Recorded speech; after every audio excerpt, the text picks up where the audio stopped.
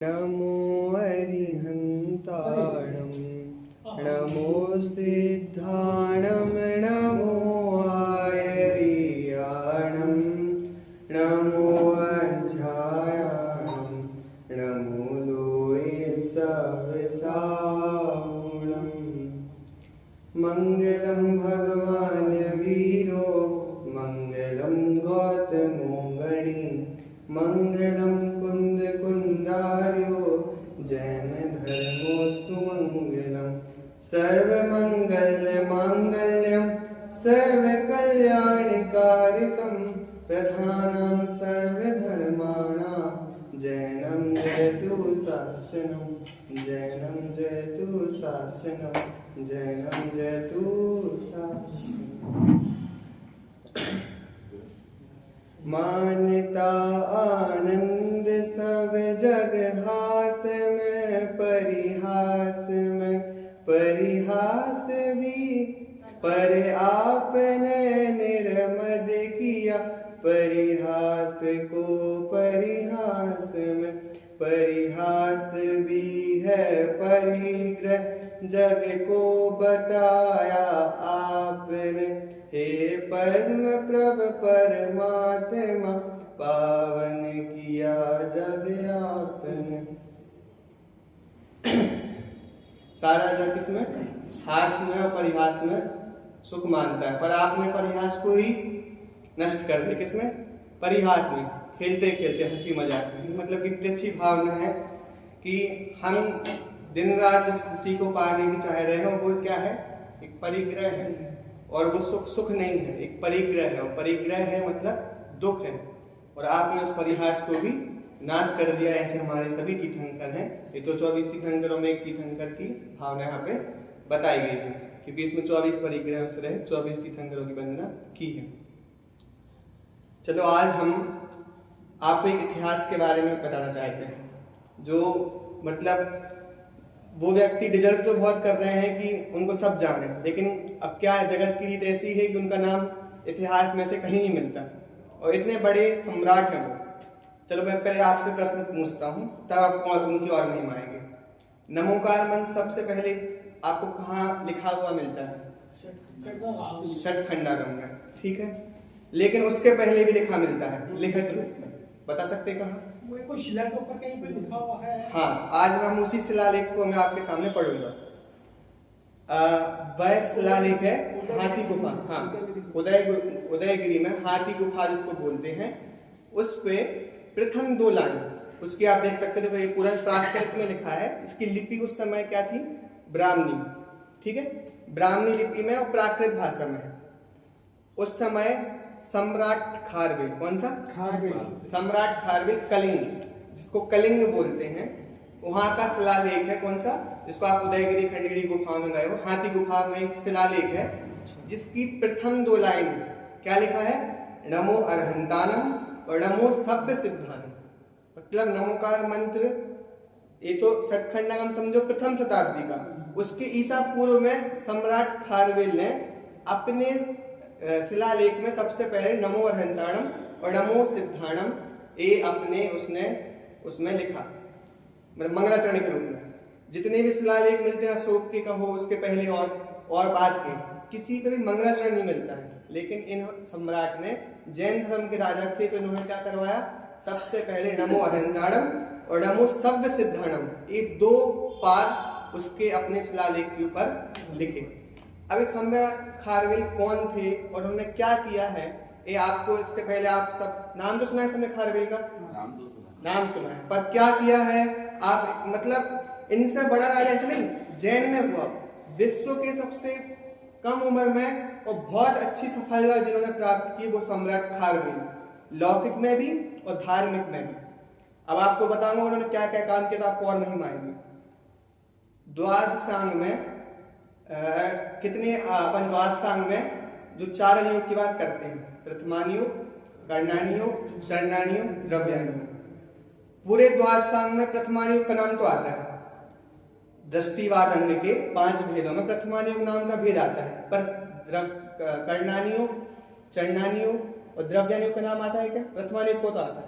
लेकिन इन्होंने क्या किया, इन्होंने मुनिराजों का संघ बुलाया और उन्होंने लिखा जो मौर्य काल में विच्छिन्न हो गए थे, जो द्वादशांग चंद्रगुप्त मौर्य के समय, उसको इनने चतुरंग में किया, 4 अंगों में तुरीयंग, 4 अनियोगों में डिवाइड। सबसे पहले खारवेल राजा ने करवाया मुनिराजों को बुलाकर अपने उस कुमारी गुफा पर। अपन पढ़ेंगे पूरा, आपको बताएंगे। मतलब कि ऐतिहासिक दृष्टि से भारत के इतिहास के लिए और जैन धर्म की परंपरा में सबसे पहले काम किसने किया, तो खारवेल ने। 4 अंग को डिवीजन किसने कराया, 4 अनियोगों में, सम्राट खारवेल ने।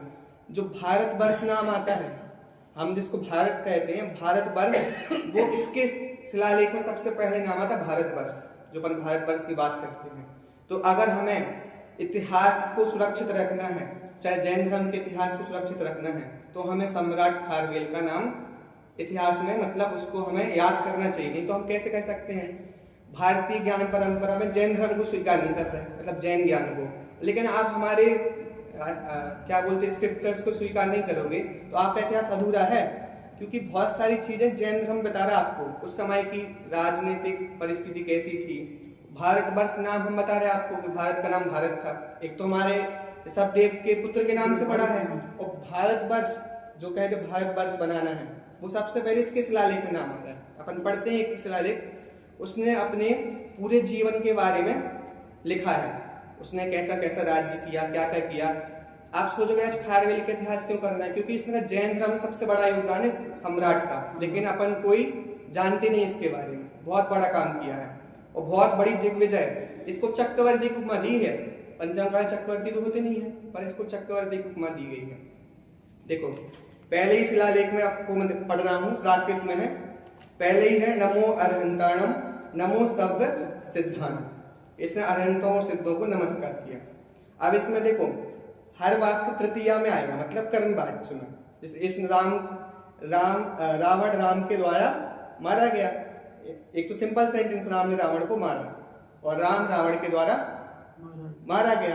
तो एक होता है कर्मवाच्य, संस्कृत क्या बोलते हैं कर्मवाच्य, पैसिव वॉइस जो आप इंग्लिश में बोलते हो, एक्टिव पैसिव वॉइस, ठीक है।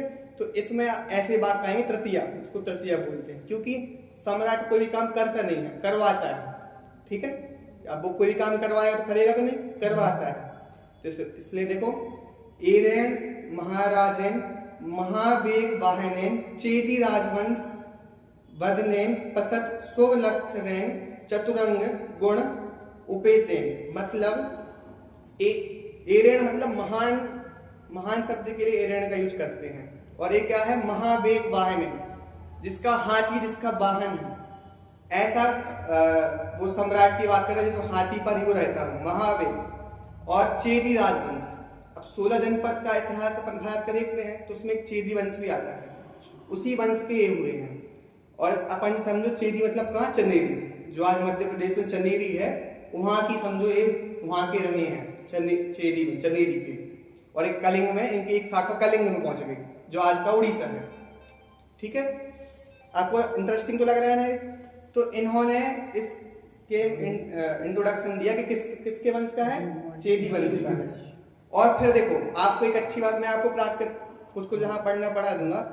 इसमें पहली लाइन उसने लिखा कि 15 वर्ष तक उसने क्या किया, क्रीड़ा, खेला कूदा। बस आज अपन बच्चों क्या करते हैं, जल्दी से जल्दी उसको पढ़ाने के लिए प्रेशर करते हैं, पर उसने सिर्फ 15 साल क्या किया, खेला कूदा और बढ़िया रहा। ये मतलब बच्चे को तो जल्दी लोड मत दो पढ़ने पढ़ाने का। देखो 15 साल के बाद भी उसने सिर्फ खेला और कुछ नहीं किया, मतलब खेल जो कुछ भी उसने सीखा हो, लोड नहीं लिया। उसके बाद उसने 9 साल का किया पढ़ाई की, जिसमें उसने क्या क्या सीखा, लेख, रूप, गणना, व्यवहार और विधि। अब लेख मतलब लिखना तो वो पहले ही सीख गया होगा, लेख मतलब कूटलेख क्रिया, कि कोई भी राजा को बुद्धू न बना दो कि उस किसकी लिपि है, किसने भेजा है। लेख मतलब राजा को हर चीज का ज्ञान होना चाहिए, तो उसने लेख विद्या सीखी। रूप मतलब श्रृंगार करना, श्रृंगार नहीं, जैसे पांडव छुपे थे ना वनवास में, तो उनको कोई पहचान नहीं पाया था, तो ये रूप होती है कि मतलब हम अगर कहीं ऐसा मौका लगे तो हम अपना देश बदल के भी कहीं रह सके। गणना, मैथ्स सीखी, मैथ्स, क्योंकि राजा को मैथ्स नहीं आएगी तो फिर वो सब बुद्धू बना देंगे, क्यों, क्या हिसाब किताब है सब उसको देखना पड़ेगा, तो उसको मैथ्स का भी था। विधि मतलब संविधान, और इस सब विद्या को उसने सीखा। और फिर क्या 24 वर्ष में क्या बना वो, वहां का उसका नाम था क्या लिखा, कलिंग राजवंश पुरुष योग, तृतीय, ये अपने वंश का तृतीय था, तीसरा। और महाराज पापुनाति, मतलब महाराजा पद के नाम से ही 24 वर्ष में उसको महाराजा, महाराजा किसे कहते हैं, दिलों में पढ़ते जाते जिसके अंदर कई राजा हो, जिसके अधीन कई राजा हो उसको ही महाराजा कहते हैं। राजा महाराजा, महाराजा सबको नहीं कहते। आप बोलो क्या अंतर है, एक राजा एक महाराजा है, वहां ही तो लग गया। जिसके अंदर कई राजा अधीन होते हैं उसको कहते हैं महाराजा। तो एक खारवेल 24 साल की उम्र में क्या बन गया, महाराजा बन गया।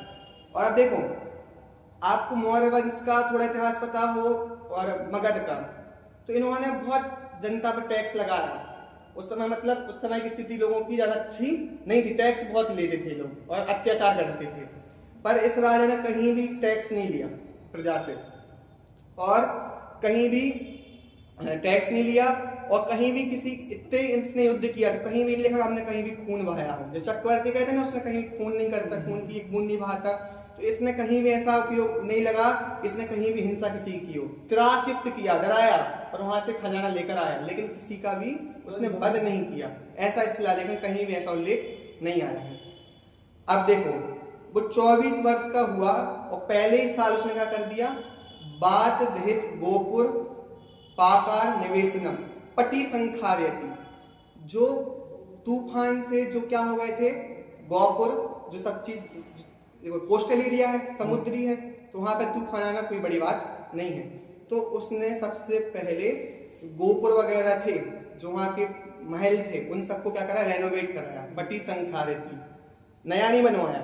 लेकिन एक परंपरा है, हर चीज को मिटा के तुरंत नया ही बनाते, उसको जीर्णोद्धार कराया, जिससे परंपरा भी बनी रहे। वो पता कितना खर्चा किया उसने पहले ही साल अपने उस समय। और उसने देखो कलिंग नगरी में तालाब बनवाए, वो भी ठंडे तालाब, और क्योंकि वहां पानी की बहुत कमी थी, क्योंकि कोस्टल एरिया है और गर्मी बहुत पड़ती है, तो उसने तालाब, बगीचे सब बनवाए। और खर्चा कितना किया, 35 से ही, मतलब 100,000 कितने होते हैं, 100,000 कितने होते हैं, 1 लाख, 35 लाख रुपए खर्च करे उसने, कितने, 35 लाख स्वर्ण मुद्रा खर्च करी उसने पहले ही साल। मतलब ये होती है अपनी प्रजा के लिए करना। अगर किसी को राजनीति भी सीखनी है तो ये देखो, पहले ही वर्ष उसने 35 लाख स्वर्ण मुद्रा खर्च कर दी उस समय। आज तो मतलब 2000 ईसा पूर्व के पहले, मतलब कितना बड़ा उसने सब प्रजा के लिए योगदान किया। ये ईसा पूर्व के पहले हुए, ईसा पूर्व के पहले हुए, इसलिए मैंने आपको कहा ना नमोकार मंत्र, वो मेरे सुनने में नहीं आया था, जो मैं आया था ना उसको। हाँ, नमोकार मंत्र अपन तो कहते सठखंडकम में मिला, लेकिन सबसे पहले ईसा पूर्व में, मतलब नमोकार मंत्र उस समय भी गाते होंगे लोग, लिखा नहीं था, लेकिन उसने उस समय नमो अनंताणम नमो सभ्य सिद्धाणम पहले ही शिलालेख में अपना लिखवाया। उसके बाद उसने क्या किया, द्वितीय वर्ष में उसने, उस समय सप्तकर्णी राजा था, मतलब दक्षिण महाराष्ट्र में दक्षिण तरफ एक बहुत बड़ा राजा था, और उसने दूसरे साल ही इसमें लिखा आचिंत्य था, उसने बिना चिंता किए वो सप्तकर्णी पश्चिम देश में गया, और उसने क्या किया, वहां से लेकर धन लेकर आया, जीत कर आया। मतलब आप सोच सकते हो 24 साल का राजकुमार अभी जो राजा बना था, और उसने वहां का जो समझो दक्षिण में उस समय मौर्य वंश सप्तकर्णी का बहुत बड़ा राज्य था, तो उसकी चिंता किए बिना वो गया कहाँ पे, असिग नगर, मतलब महाराष्ट्र, और वहां से धन लेकर आया। और उसने क्या किया, फिर उसने वहां आके अपने नगर में उसको एक विशेषण दिया, गंध वेद बुधो, मतलब गंधर्व विद्या का जानकार था। भारतीय परंपरा कहती है कि भरत मुनि ने क्या लिखा है, नाट्य शास्त्र की रचना की है। नाट्य शास्त्र जो अपन करते नाटक वगैरह, उसकी रचना भरत मुनि ने की है। लेकिन उसके पहले भी भरत मुनि तो ईसा पूर्व तीसरी में हुए, और ये ईसा पूर्व पहले का है। उस समय भी उसने अपने यहाँ पे नृत्य गान सब कुछ करवाया, वाद्य यंत्र करवाया, और उसको लिखा कि गंधर्व वेद विद्या का क्या था, वो निपुण था। मतलब कि हमारे जैन धर्म के ज्ञान में, मतलब आगमों में उस समय गंधर्व वेद विद्या का ज्ञान अवेलेबल था। आप पद्म पुराण पढ़ोगे, नहीं आदि पुराण, उसमें लिखा है कि आचार्य आदिनाथ भगवान ने अपने पुत्र के लिए गंधर्व वेद का ध्यान दिया। मतलब हमारे पास पहले से ज्ञान था, भले वो कह रहा है कि हमने अभी लिपिबद्ध किया, लेकिन इससे बताया जा रहा है कि गंधर्व विद्या का वो जानकार था और उसने नृत्य गान वगैरह सब उसने अपने नगर में करवाए। तो इससे आप समझ सकते हो कि जैन धर्म में हर चीज अवेलेबल थी और उस समय भी। अब आप सोचो आज खारवेल क्यों पढ़ रहे हैं, तो देखो सर्वज्ञ भगवान ने जो निरूपण किया है, चाहे कर्णानी युग का हो चाहे चरणानी युग का द्रव्यान, बहुत सूक्ष्म विवेचन है। और अन्य मतों में भी किया है। कर्णानी मतलब भूगोल का, अपने और में क्या फर्क है, कोई गप्पे मारना है तो इतनी लेवल की नहीं मार सकता। कैसे, एक एक इंच का, एक एक इंच, अब 1,40,000 वजन का ही है, यहाँ पे एक प्रतिमा इतनी ही इंच की है। मतलब इतनी बारीकी से वर्णन कोई सर्वज्ञ भगवान के अलावा कोई नहीं कर सकता। मतलब उनके यहाँ पे भी आप कहोगे 3 जम्बूद्वीप सब है, लेकिन पूछो क्या है कैसे है कुछ पता नहीं। मतलब इतना एग्जैक्ट वर्णन वही कर सकते हैं। टोडरमल जी ने लिखा है, कर्णानी कोई कहे तो कहाँ की बात है, यहाँ पे तो कुछ दिख नहीं रहा। उन्होंने करेक्ट दिया, जो व्यक्ति प्रयोजनभूत बातों में गलत नहीं कह रहे हैं तो जो अप्रयोजनभूत बातों में गलत क्यों कहेंगे। मतलब सर्वज्ञ भगवान ने बहुत सूक्ष्म वर्णन किया है, तो इससे हमें और महिमा आती है। हम द्रव्यानी पढ़ते हैं और कर्णानी की मैत्री हो तो हमें और दृढ़ता आती है, क्यों, हमने पढ़ा है। ऐसे इतिहास में हम जब पढ़ते हैं वर्तमान योग तो हमें लगता है कि हाँ, कभी कभी डाउट हो सकता है जैन धर्म सही है कि नहीं, लेकिन सोचो 2000 वर्ष पहले जैन धर्म का एग्जिस्ट है और कितना बड़ा राजा था। अब उसके आप पूरे सालों का देखोगे ना, कितना उसने राज्य किया, कहाँ कहाँ गया और जैन धर्म का प्रचार भी किया। क्योंकि साउथ में जैन धर्म कहाँ से गया, चंद्र जो अपने भद्रबाहु स्वामी दक्षिण गए, प्राकृत जो सौर सैनी थी वो तो यहाँ की थी, सूरसेन देश की, लेकिन दक्षिण में कैसे पहुंच गई, वहां सारे ग्रंथ प्राकृत में लिखे जा रहे हैं। तो यहाँ का राजा, यहाँ के भद्रबाहु स्वामी दक्षिण गए, तो अपना जो खारवेल राजा है इसका दक्षिण में बहुत बड़ा संपर्क था। इसके जो कनेक्शन थे वो कहाँ थे, दक्षिण में भी थे। कहाँ, उड़ीसा, कहाँ दक्षिण तमिल, वहां पर इसके कनेक्शन थे। और वहां पे मतलब क्यों थे, क्योंकि वहां पे जैन धर्म का प्रचार हुआ।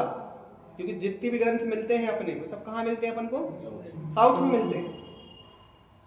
फिर उसने, और जो चीज अशोक मना कर रहा है कि समाज में उत्सव वगैरह नहीं होने चाहिए, समाज वर्ड यूज करते हैं जिसमें बड़े मेला वगैरह होते हैं, लेकिन ये सब करवा रहा है। क्यों, क्योंकि ये जनता के लिए ही करवा रहा है। उस समय अशोक थोड़ा तानाशाह ऐसा भी हो सकता है, लेकिन खारवेल सब कुछ अपने राज्य में करवा रहा है। फिर अगले वर्ष कहा जाता है, वो उसके पूर्वराज समझो आज नेपाल है, वहां रहते थे, क्योंकि गर्मियों, यहाँ गर्मी बहुत पड़ती थी, सर्दियों के समय वो नेपाल रहते थे। उसमें लिखा है, विजाधर दिवास आहत पूर्वम कलिंग पूर्वराज निवेशिकम, उसके पूर्व, वहां के जो उसके पूर्वज हैं वहां रहते होंगे। लेकिन फिर उसने किसको हराया, राजवंशी भोजवंशी लोगों को हराया और उनको अपने पादे बंदामियामी, उसने अपने पाद में, अपने चरणों में उसने किसको, भोजक राजा को झुका दिया और वहां से धन लेकर आया। हर साल धन लेकर आता है और फिर क्या करता है, अपने यहाँ पे उसको अपनी प्रजा के लिए खर्च करता है। और उसने एक नहर जो नंद, अभी मतलब नंद कौन है, नंद समझो मगध एक मगध जो उसके पहले, मौर्य के पहले मगध का राज था, उसमें एक नंद राजा हुए जो जिन कलिंग, मतलब सबसे पहली मूर्ति मिलती है अगर तो जिन कलिंग आदिनाथ भगवान की मूर्ति कलिंग में थी। और उसको कौन ले गया था, चंद्रगुप्त मौर्य के पहले यहाँ पे मगध का सम्राट था। कलिंग को उस समय किसने लूट लिया था, नंद ने अपने अधिवश कर लिया था। और वहां की जिन मूर्ति, जिसको जिन कलिंग कहा, उसको लेकर अपने पाटलिपुत्र लेके आ गया था। कौन, नंद लेके आ गया था। और उस नंद ने कोई नहर खुदवाई होगी अपने राज्य के लिए, तो उस नहर को अपने राज्य में उसने मोड़ दिया। किसने, खारवेल में, उड़ीसा में, क्योंकि वहां पानी की बहुत कमी थी, तो उसने वहां पे नहर को ही मोड़ा। और फिर उसके बाद उसने 6वें वर्ष में कर्मचारियों के लिए अनेकानी, मतलब हजारों लाखों पोस्ट निकलवाई, सबके लिए उसने व्यवस्था की। और फिर एक आपको बताऊं कि डिमेट्रियस का नाम सुना, अलेक्जेंडर के उस समय डिमेट्रियस था जो भारत पर राज्य करना चाहता था, पर खारवेल वहां पे गए। कहां पर, जो अपना आज इसमें लिखा है गोरदी गिरम, मतलब अपना जो पंच पहाड़ी है ना, उसको नाप कर वहां पे जो डिमेट्रियस था वो खारवेल राजा के आने से ही डर के भाग गया, क्योंकि खारवेल राजा बहुत बड़ा सम्राट था। तो उसके डर से डिमेट्रियस जो भारत पे राज करने के लिए आया था वो उसके डर से मथुरा भाग गया और वहां से चला गया। तो इतिहास स्वीकार नहीं करता क्योंकि जैन राजा है। मतलब उस समय भारत को बचाने के लिए विदेशियों से डिमेट्रियस इसके डर से ही भाग गया कि भाई खारवेल आ रहा है तो चला गया, क्योंकि इन्होंने पर्वत को नाप कर अचानक सामने आ गए। कोई को मतलब पूरी सेना इसका चतुरंग सेना थी और उसको लेकर कहीं भी पहुंचते थे और इनकी सेना इतनी मजबूत थी कि देख लोग के डर के भाग जाते थे। तो मतलब उस समय भारत को सुरक्षित किया विदेशियों से, तब भी खारवेल है। और फिर उसने अपना 35 लाख मुद्राओं में उसने अपना महल भी बनवाया, उसने बहुत चीजें करवाई। हाँ, वहां से जीत कर उसने क्या कराया, कलप्रदुम विधान करवाया। कहां से? कलप्रदुम विधान करवाया। इसमें लिखा है, देखो आप पढ़ता हूं कहां पे। उसने यक्षति पल भारम, मतलब पल दान होता है मांस, मतलब तराजू पे एक तरफ रखो और जितना चाहे इच्छा धन हो तो वो उसने दिया। उसके बाद कप रुखे, कप रुख मतलब होता है, रुखम मतलब वृक्ष होता है, और कप मतलब कल्प, प्राकृत में वृक्ष के लिए रुख बोलते हैं। तो उसने कल्पप्रदुम विधान करवाया और उसने सबके लिए बहुत सारी चीजें दी और उसने ब्राह्मणों के लिए और वैद्यों के लिए भोजन करवाया। तो आप बोलोगे ये हिंदू है तो इसने जैन तो ब्राह्मणों को करवाया। ब्राह्मण मतलब शिक्षक को, जो आगे शिक्षक हैं वैद्य हैं उनको भोजन करवाया। और फिर क्या कहा, अरहंतानाम चा समणानाम चा ददाती, उसने अरहंत के उपासक जो श्रमण हैं उनको भी भोजन करवाया।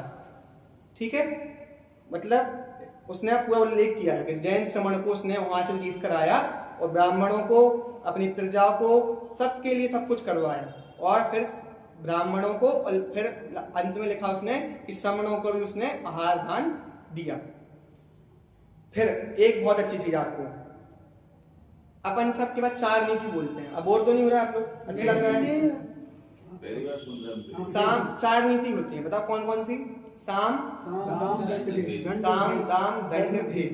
लेकिन खारवेल ने 3 नीति अपनाई, भेद नीति नहीं अपनाई। उसने देखो लिखा, 10वें चा बसे, 10वें वर्षे दंड संधि साम भरत वर्षम पठानम महीजनम। यहीं पे आता है भरत वर्षम, भारत वर्ष। ठीक है, और उसने कौन सी नीति अपनाई? साम दाम और दंड भेद नीति। अब बोले हम यहाँ पे नहीं चलती, फूट डालो राज करो, ये हमारी नीति नहीं है। तो आप सोच सकते हो कि जैन धर्म का राजा जो साम दाम दंड 3 नीति अपना रहा है, 4थी नीति भेद नीति नहीं स्वीकार करना। भारत की संस्कृति को देख सकते हो और जैन धर्म की एक सोच भी देख सकते हो राजा की क्या है, कि भेद फूट डाल के हमें कहीं राज नहीं करना। और इसमें उसने पिथुड़ नगरी है, अगर किसी देश को उजाड़ना हो तो उसमें गधों की खेती करवा दो, गधों से हल चलवा दो। तो उसने पिथुड़ नगरी में गधों से हल चलवा दो, समूह नगरी को नष्ट करना हो वो किया। और तमिल देश में उसमें लिखा है कि वहां पे 113 वर्ष से क्या चल रहा था, जनपद चल रहा था, उसको भी उसने तोड़ा। मतलब वो तमिल नगरी में भी जाकर उसने क्या किया, जो वहां पे जनपद था उसको भी तोड़ा। मतलब आप सोच सकते हो कि उड़ीसा का राजा महाराष्ट्र में जाके जीत रहा है, वहां से धन ला रहा है, डिमेट्रियस को भगा रहा है, दक्षिण तमिल राज्य में जाके वहां के जनपद को तोड़ रहा है।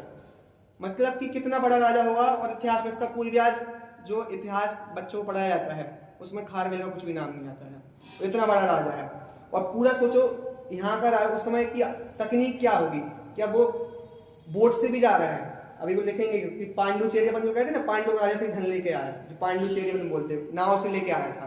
तो मतलब इतनी सब जगह जा रहा है। मतलब भारत के लिए भौगोलिक दृष्टि है ना, भूगोल, उसके लिए भी बढ़िया है, क्योंकि सब मैप इसमें दिखा रहा है कि कहां से कैसे गया होगा उस समय पे।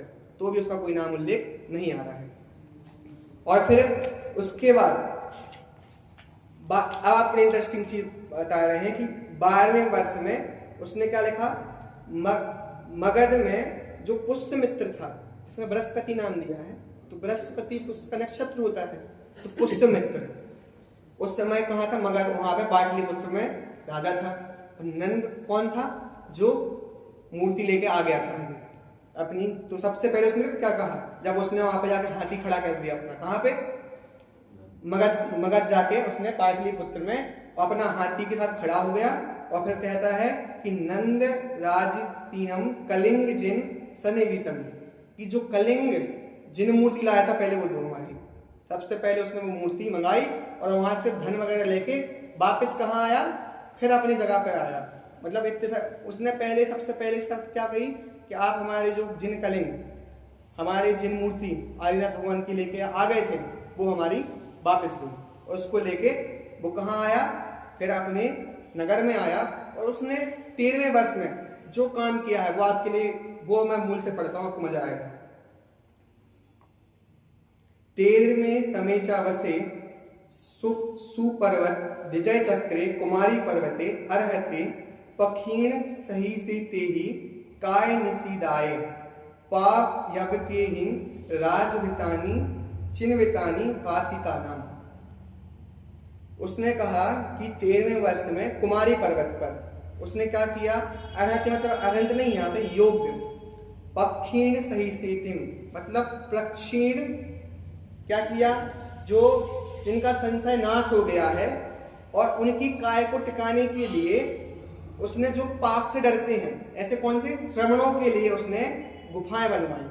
क्या करवाई, गुफाएं बनवाई, पर्वत पे मुनिराजों को आए और वो रह सकें, इसलिए उसने क्या कराया, वहां पे गुफाएं बनवाई।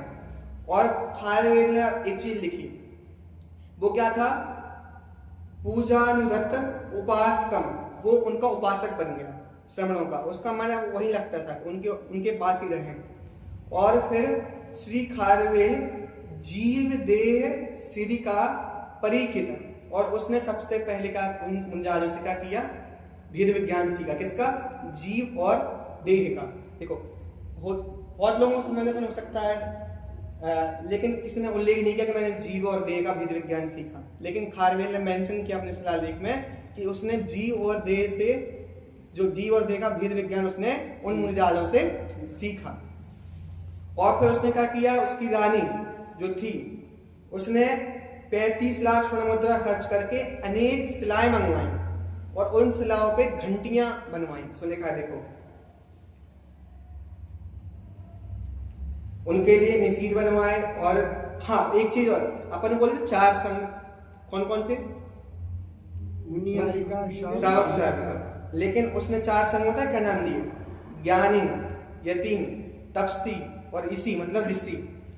उसकी इससे ये सिद्ध होता है कि मुनिराजों के संग में आरिका नहीं रहती है, अपन जो बात कहते हैं कि 4 चतुर्थ संघ, 4 संघ उसने किसके नाम दिए, ज्ञानी मतलब ज्ञानी मुनिराजों के, यति के, तपसी के और ऋषि, ये 4 प्रकार के मुनिराज के ही नाम दिए। आरिका मुनिराज के संग में नहीं रहती है। ये उसके शिलालेख से हमें पता चल रहा है 4 संघ क्या होते हैं, चतुर्विध संघ।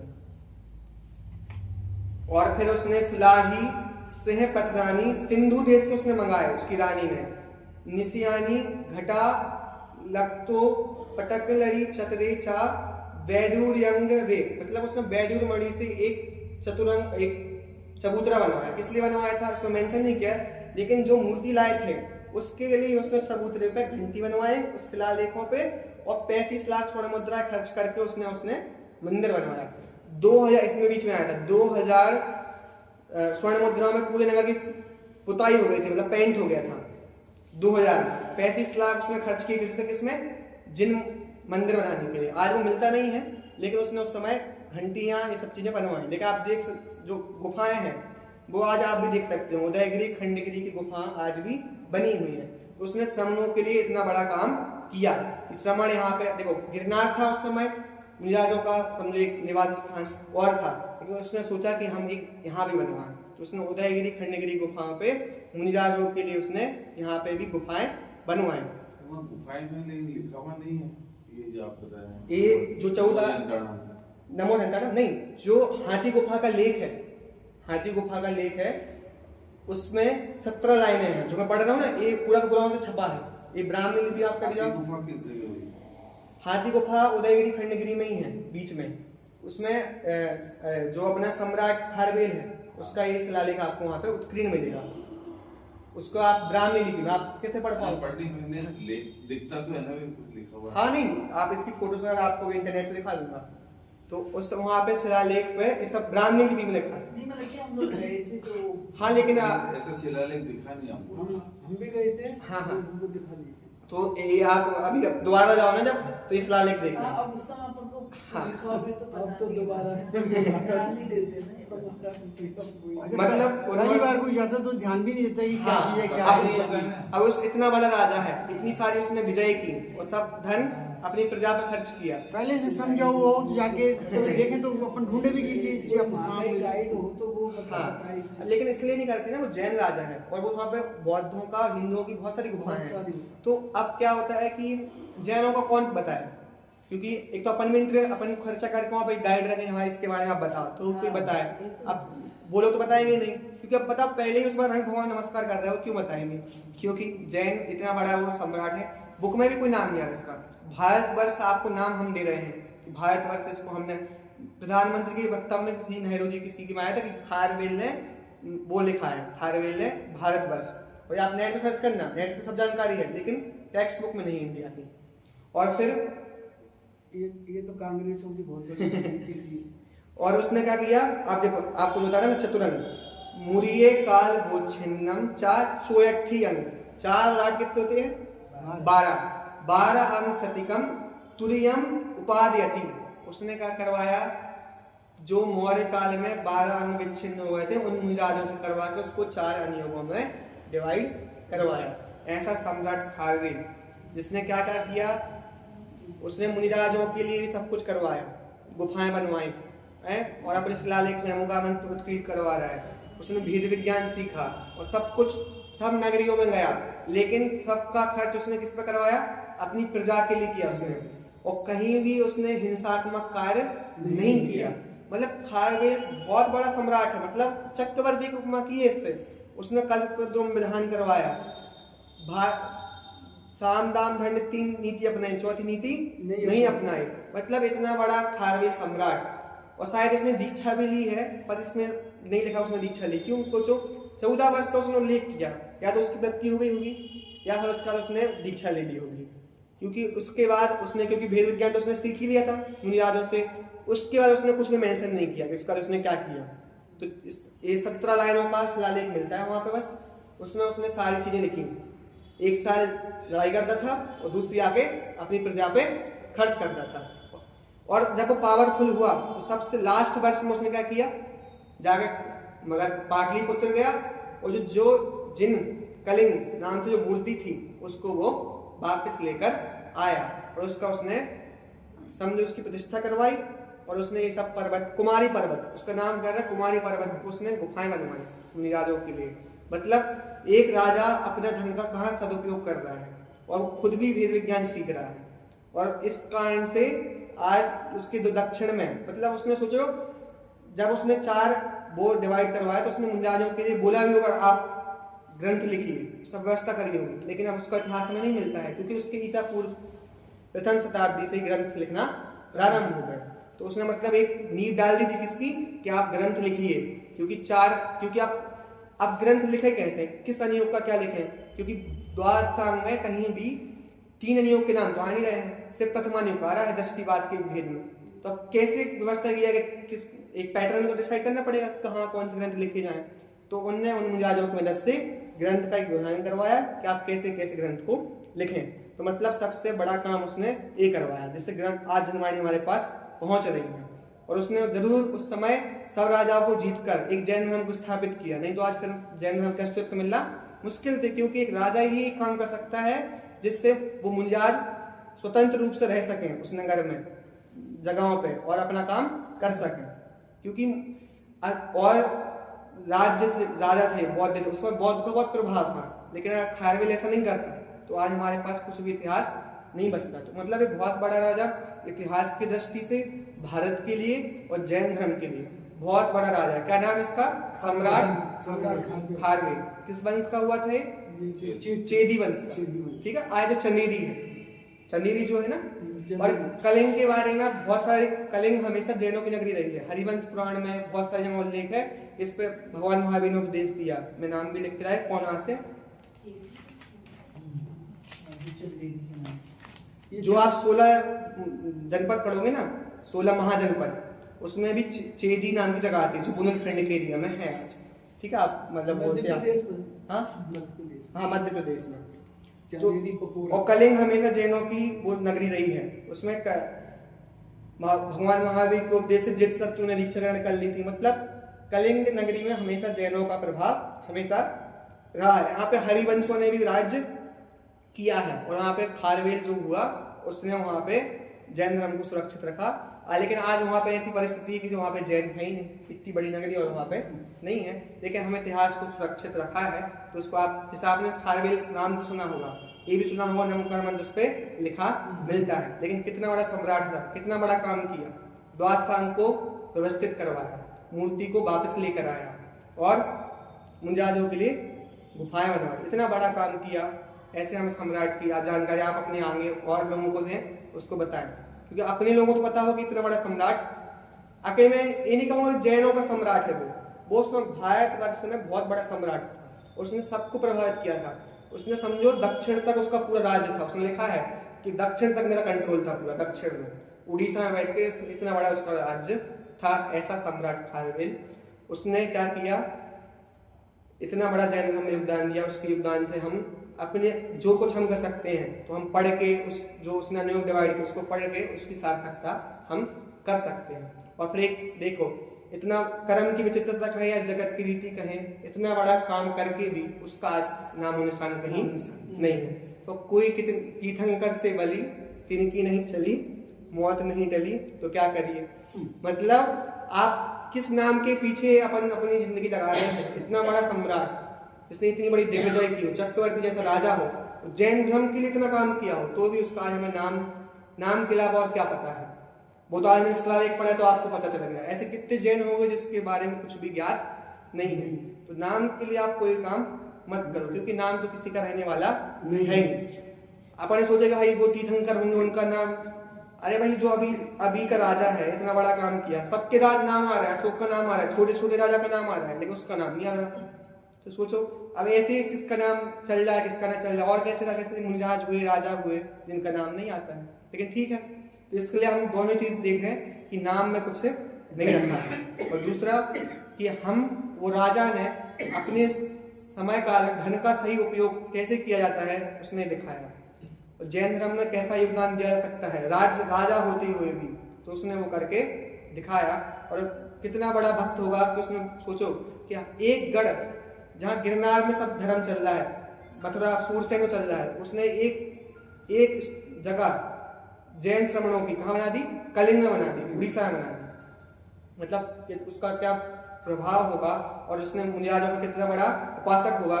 जरूर उसने दीक्षा ग्रहण की होगी पर उसका हमें उल्लेख नहीं मिलता है। और शासन कैसा होता है, प्रजा के लिए कोई भी क्या करे, टैक्स नहीं लगाया, कोई हिंसा नहीं की, और फिर भी दिग्विजय हासिल कर ली। मतलब अहिंसा, पहला अहिंसा अभियान हम कह सकते हैं उस समय चला है कि अहिंसा अभियान उसने किया कि सब जीत लिया और कुछ भी किसी को हानि, सब उसने बस एक वर्ड यूज किया है, त्रासयुक्त किया, त्रासयुक्त किया, लेकिन किसी को भी हानि नहीं पहुंचाई। ऐसे सम्राट खारवेल से हम और प्रेरणा ले सकते हैं अपने जीवन में, इसी मंगलवाना से। निज निधि निज में बताई यह अनंत उपकार है, उसके लिए जिन वाणी मांगो वंदना शत बार है, वंदना शत बार।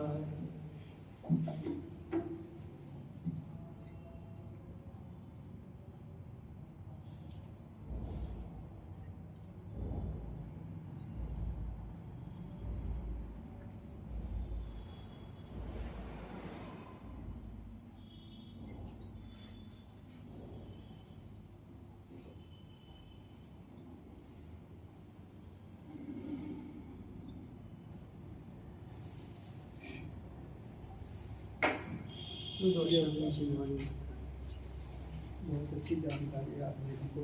वो प्रतिमा किस जगह है? वो प्रतिमा और उसकी नहर जी कुछ उसका भी अस्तित्व है, कोई पता नहीं। इतिहास में इसका नाम तो बचपन में इतिहास पढ़ते थे ना, नाम तो आता है, लेकिन काबिल का नाम है, नाम है, लेकिन इतिहास मिल नहीं पा रहा उसको। हाँ, उसने 17 जो बातें की ना, लेकिन इतिहास पढ़ाती ना, अशोक का पढ़ाते हैं, हाँ, हाँ। हिस्ट्री की बुक्स में वो बच्चों को नहीं नहीं, पढ़ाया वो जाता। नहीं है, ठीक है, लेकिन अपने पास भी यदि कोई है ना, हाँ। तो उसका एक अपने को प्रचार करना चाहिए, हाँ। एक लेख बनना चाहिए। इस पे सुदीप जी शास्त्री जो है ना, इस पे वो